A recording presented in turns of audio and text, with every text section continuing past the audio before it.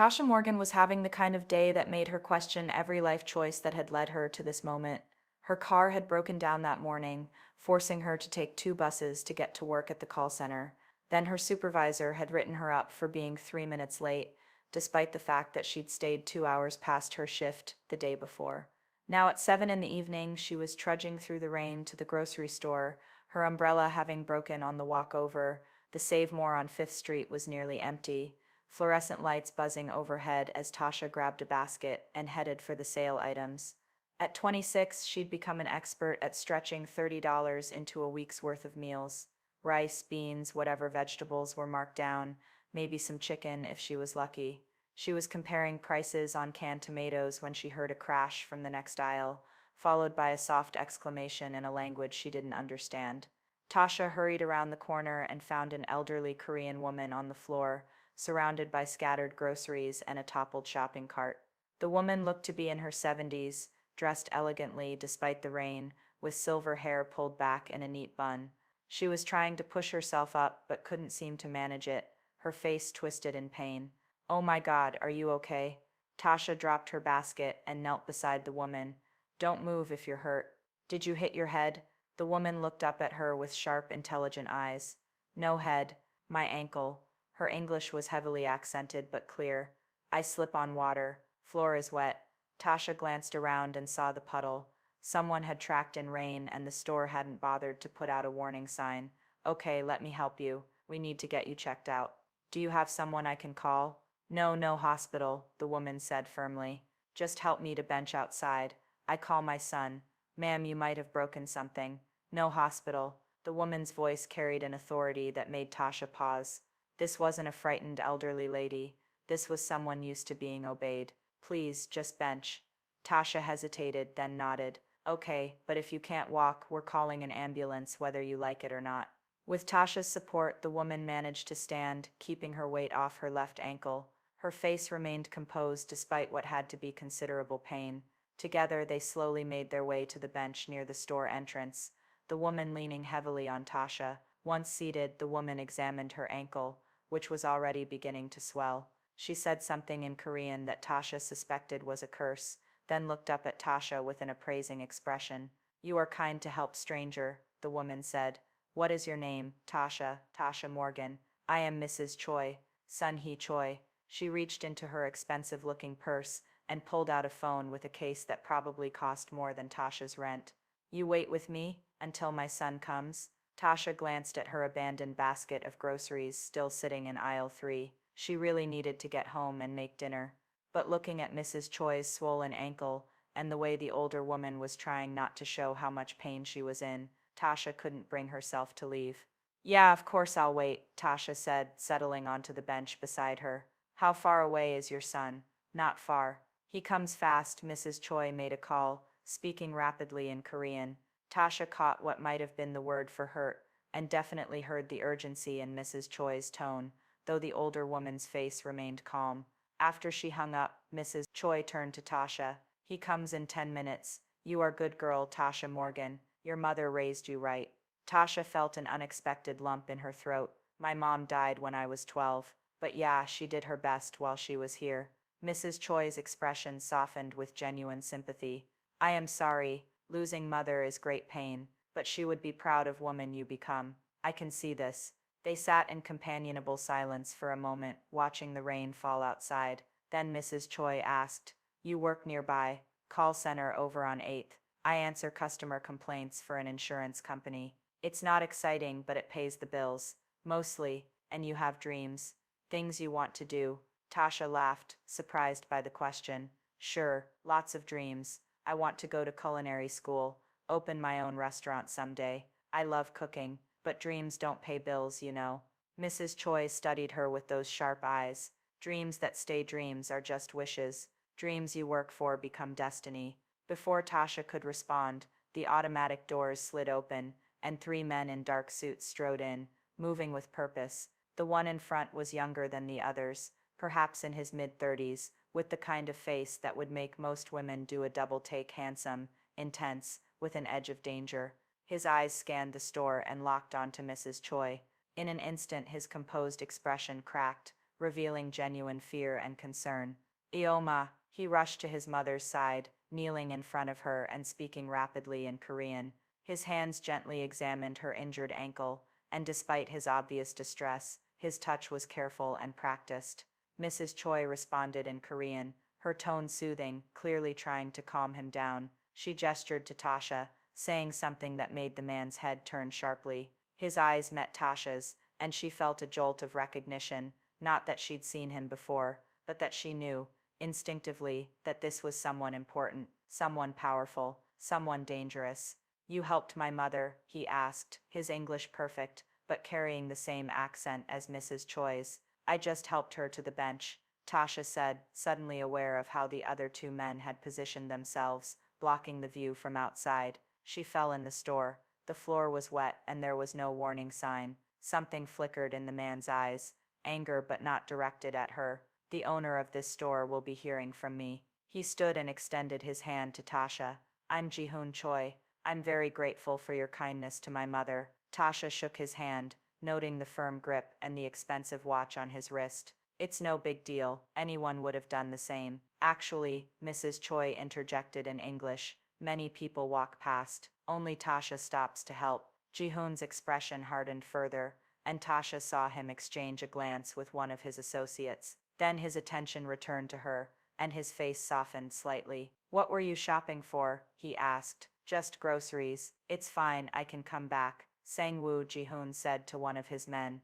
"Take Miss Morgan through the store, whatever she was planning to buy, plus anything else she might need. Bill it to my account." "That's really not necessary," Tasha started to protest, but Mrs. Choi caught her hand. "Please, let us thank you properly. It would honor me." Tasha found herself being escorted through the store by Sang-woo, who patiently followed as she gathered her usual items. When he noticed her carefully comparing prices, he said quietly, "Mr. Choi said, whatever you need. Don't worry about cost." By the time they returned to the front, Tasha had 3 bags of groceries, more than she'd bought in months, and was feeling overwhelmed by the generosity. Ji-hoon was carefully helping his mother into a wheelchair that had materialized from somewhere, his movements gentle despite his obvious strength. "Thank you again, Miss Morgan," Ji-hoon said, handing her a business card. "If you ever need anything, anything at all, please don't hesitate to call. I pay my debts, and I am in yours." Tasha took the card, glancing at the embossed text, "Ji-hoon Choi, Import-Export Consulting." There was a phone number but no other information. "It was nice to meet you both," Tasha said, feeling like she was missing something important but not sure what. "I hope your ankle heals quickly, Mrs. Choi." "It will," the older woman said with a smile. "And I hope to see you again, Tasha Morgan. I think our paths will cross once more." Tasha didn't think much about the encounter over the next few days. She told her roommate Shayna about the kind Korean lady she'd helped and the grocery bill that had been paid, but it seemed like a random act of kindness, nothing more. Then on Thursday evening, Shayna came home from her shift at the hospital, with her eyes wide and her phone in her hand. "Tasha, you need to see this," she said, pulling up a news article. "Is this the guy from the grocery store?" Tasha looked at the screen and felt her stomach drop. There was Ji-hoon Choi's face, much younger, in a photo from what looked like a court hearing. The headline read, "Alleged crime boss Ji-hoon Choi acquitted. Witnesses recant testimony." "Oh my God," Tasha whispered, scrolling through the article. It detailed allegations of racketeering, illegal gambling operations, loan sharking, and even a connection to a murder investigation. Though Ji-hoon had never been convicted of anything, he was widely believed to be the head of one of the most powerful Korean organized crime families on the East Coast. "That's him?" Shayna asked. "The guy who paid for your groceries?" "And his mother, the woman I helped." Tasha's hands were shaking. "Shayna, what did I get myself into?" She remembered Mrs. Choi's expensive clothes, the way Ji-hoon's associates had moved with military precision, the deference everyone had shown him. All the signs had been there, but she'd been too focused on helping to notice. "You didn't get yourself into anything," Shayna said firmly. "You helped an old lady who fell. That's it. You're not involved in whatever else they do." But Tasha couldn't shake the feeling that she'd stepped into something much bigger than she understood. She pulled out the business card Ji-hoon had given her, studying it with new eyes. Import-Export Consulting suddenly seemed like a very thin cover for whatever he actually did. Her phone rang, making her jump. Unknown number. Hello, Miss Morgan, this is Sang-woo Kim. We met at the grocery store on Monday. I work for Mr. Choi. Tasha's mouth went dry. How did you get my number? Mr. Choi would like to invite you to dinner tomorrow evening. His mother has been asking about you, and she would very much like to thank you properly for your help. I don't think that's a good idea, Tasha said carefully.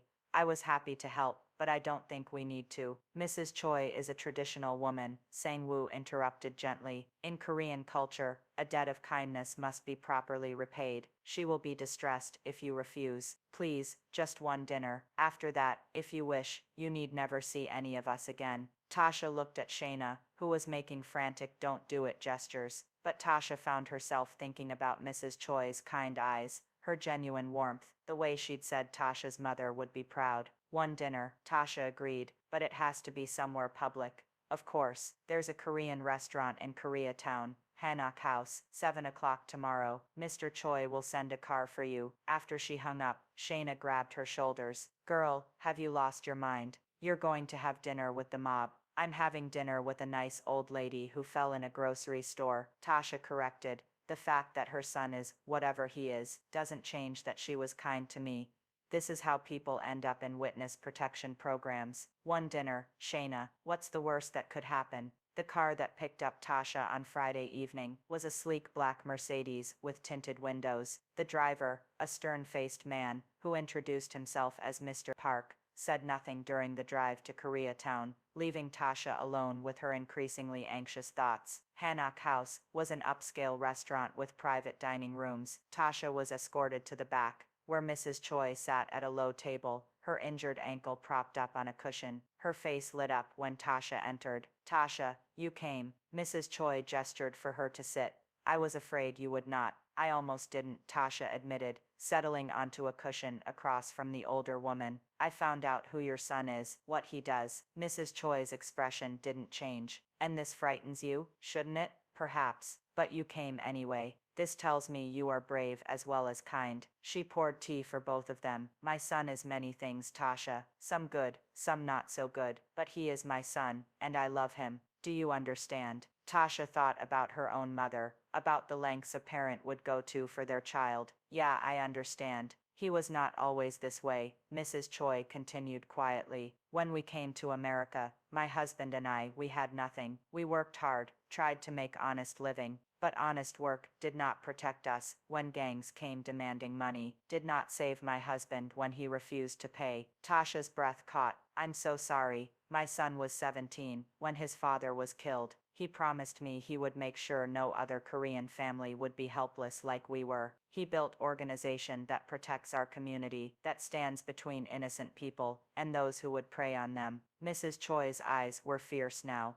Yes, he does illegal things. Yes, he has become powerful in ways I wish he had not. But he also does good. He makes sure Korean businesses are safe, that immigrants have help when they need it, that our community has voice. The door slid open, and Ji-hoon entered, followed by a server carrying trays of food. He was dressed more casually than he'd been at the grocery store, dark jeans and a fitted black button-down, but he still carried that aura of controlled power. Miss Morgan, he greeted her with a slight bow. Thank you for joining us. Your mother is very persuasive, Tasha said, a family trait. Ji-hoon settled next to his mother, his hand automatically moving to adjust her cushion. The gesture was so tender that Tasha felt her guard drop slightly. Whatever else this man was, he clearly loved his mother deeply. The meal was incredible, dishes Tasha had never tried before, each one more delicious than the last. Mrs. Choi and Ji-hoon took turns explaining what everything was, teaching her how to eat with chopsticks, when Tasha admitted she'd never learned.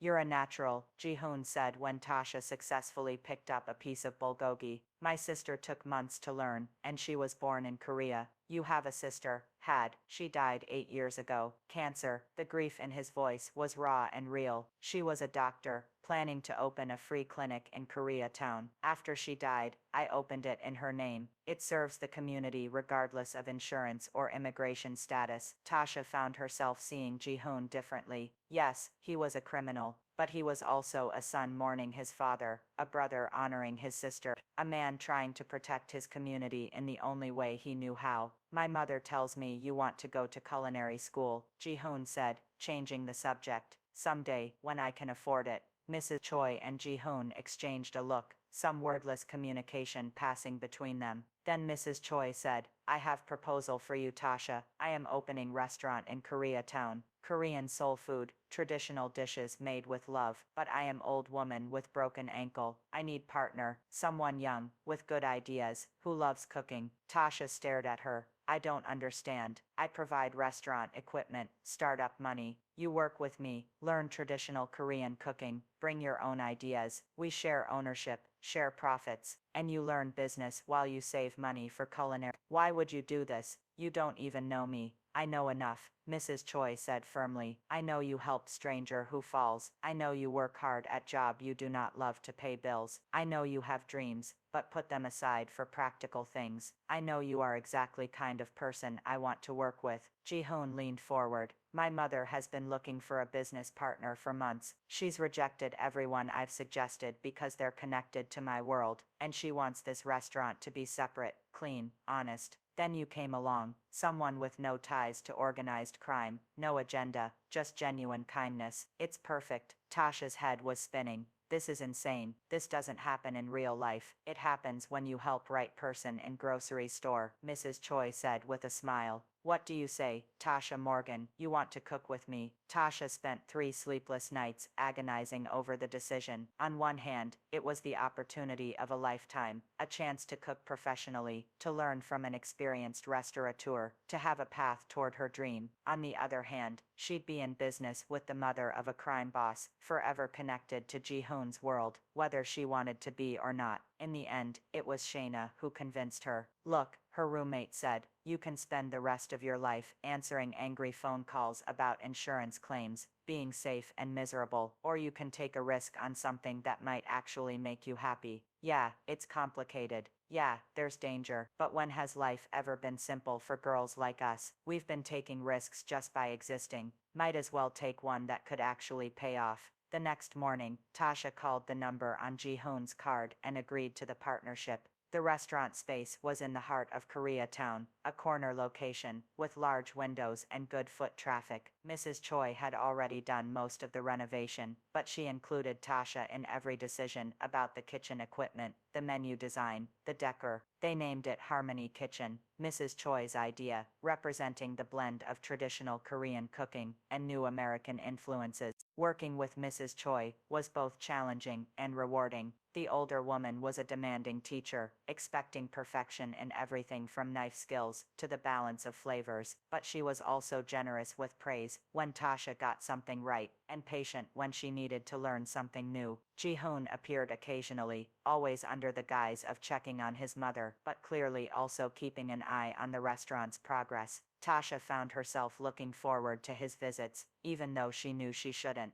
You're playing with fire, Shayna warned her one evening after Ji-hoon had stopped by to deliver some hard-to-find ingredients his mother had requested. I see the way you look at him. I don't look at him anyway, Tasha protested, but it was a lie. She was drawn to Ji-hoon despite all the reasons she shouldn't be, drawn to the intelligence in his eyes, the dry humor that emerged when he relaxed, the tenderness he showed his mother. 2 months into the partnership, the restaurant was nearly ready to open. Tasha was doing inventory one evening when she realized she was alone in the building. Mrs. Choi had left early for a doctor's appointment, and the construction crew had finished for the day. She heard the front door open and turned, expecting to see Mrs. Choi returning. Instead, 3 men she'd never seen before walked in, their expressions hard and unfriendly. This Choi's new restaurant, the leader asked, his English heavily accented. Yes, but we're not open yet. Good, then nobody gets hurt when we burn it down. Tasha's heart stopped. What? Why would you? Send message to Choi. He thinks he can expand into Chinatown. He wrong. He thinks he can partner with outsiders, make himself legitimate. He wrong. This restaurant, it burns. His mother's dream. It dies. Maybe she dies too, if we find her.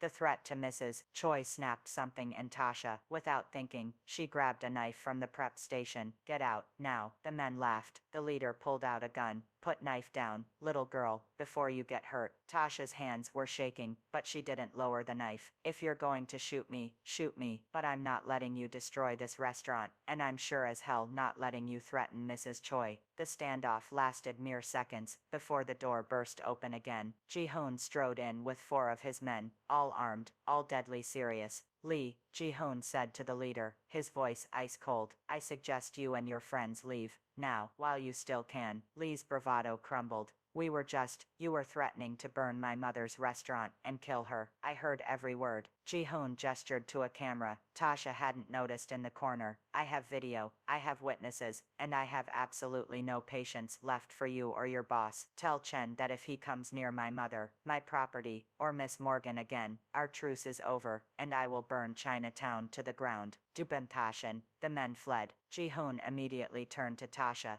whose adrenaline was crashing, leaving her shaking and close to tears. You held a knife on armed men, Ji-hoon said, gently taking the blade from her hand. That was either very brave or very stupid. They threatened your mother, Tasha said, her voice breaking. I couldn't just let them. I know. Ji-hoon pulled her into an embrace, and Tasha found herself clinging to him, all her fear and stress pouring out. You protected her. You protected what she built. I won't forget that. After the incident, Ji-hoon insisted on having security at the restaurant 24 hours a day until opening. He also insisted on driving Tasha home each evening, despite her protests that it wasn't necessary. Those men saw your face, he said. They know you're connected to my family now. Until I'm certain the threat is neutralized, you don't go anywhere alone. The extra time together only strengthened the connection growing between them. Tasha found herself sharing things she'd never told anyone, her dreams, her fears, her memories of her mother. Ji-hoon, in turn, opened up about the burden of his position, the impossible choices he faced daily, the person he might have been if circumstances had been different.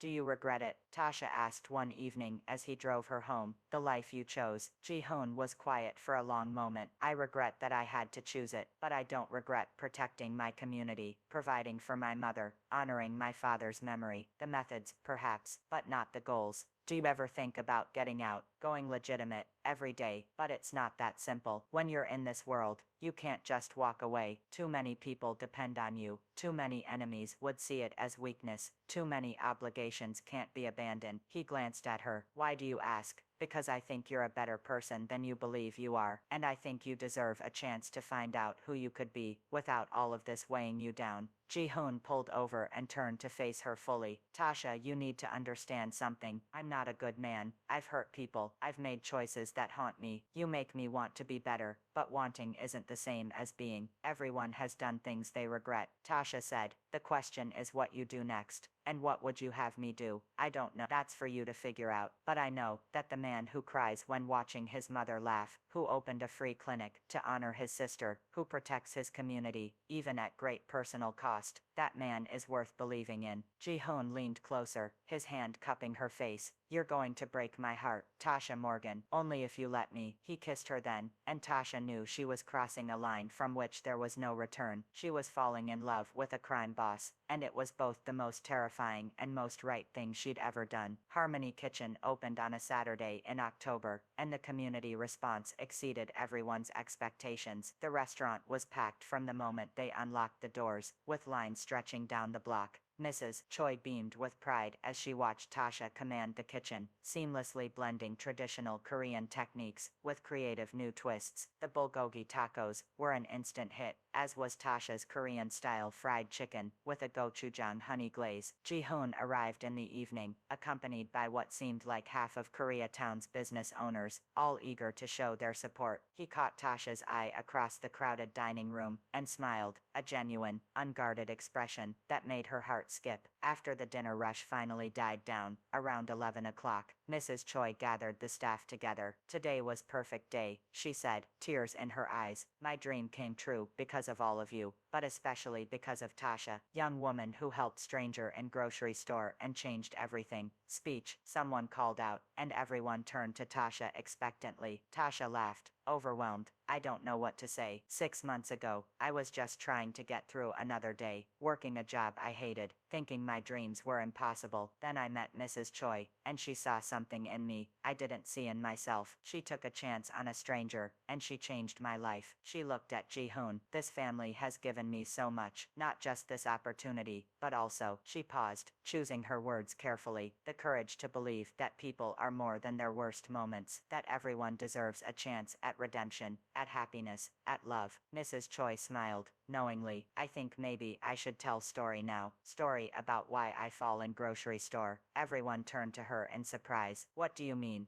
Tasha asked. That day, I am in grocery store, and I see young black woman comparing prices on canned tomatoes, looking so tired, so sad. Something about her reminds me of myself, when I was young, working hard, dreaming big, feeling hopeless, and I think, how can I help this girl? How can I give her chance? No one gave me. Tasha's eyes widened. You didn't actually fall. Oh, I fall, Mrs. Choi said, with a mischievous smile. But maybe I see wet spot on floor, and I think, here is opportunity. If I fall, kind girl will help. Then I can help her back. Is this so terrible? The room erupted in laughter. Ji-hoon shook his head in amazement. Ma, you faked an injury. I did not fake. My ankle truly hurts. I just choose where to fall, and I choose correctly. She winked at Tasha. Sometimes fate needs little push. Tasha didn't know whether to laugh or cry. You manipulated the whole thing. I created opportunity, Mrs. Choi corrected, but you are one who took it. You are one who showed kindness, who worked hard, who had courage to partner with strange old Korean woman and her dangerous son. You are one who defended restaurant with knife when men came to destroy it. No, Tasha, I gave chance, but you made your own destiny. Later, after everyone had left, and the restaurant was finally quiet, Tasha and Ji-hoon stood in the kitchen together. She was exhausted, but exhilarated, still processing everything that had happened. Your mother is something else, Tasha said. She's been planning this for months, Ji-hoon admitted, looking for the right person, the right opportunity. When she called me that day from the grocery store, she told me she'd found a good one. I didn't understand what she meant until I met you, and now I understand perfectly. He pulled her close. She didn't just find a business partner. She found someone who makes her son want to be a better man, someone who might give him a reason to find a way out of the darkness. Is that possible? Can you really get out? I don't know, but for the first time in years, I want to try. My sister's clinic is running smoothly, managed by honest people who don't need my criminal connections. The restaurant is legitimate and successful. Maybe I can transition more of my operations toward legal businesses, slowly extract myself from the worst of what I do. It won't be easy. Nothing worth doing ever is. He kissed her forehead. But I have something now I never had before, a reason to try. You make me believe I could be someone better, someone worthy of you. You're already worthy, Tasha said. You just need to see it yourself. As they stood there in the quiet kitchen, surrounded by the evidence of their shared success, Tasha thought about the journey that had brought her here. A random act of kindness in a grocery store, or perhaps not so random after all, had led to a partnership, a new career, and a love she never expected to find. Mrs. Choi had been right. Sometimes fate needed a little push, but it was what you did with the opportunity that mattered. Tasha had helped a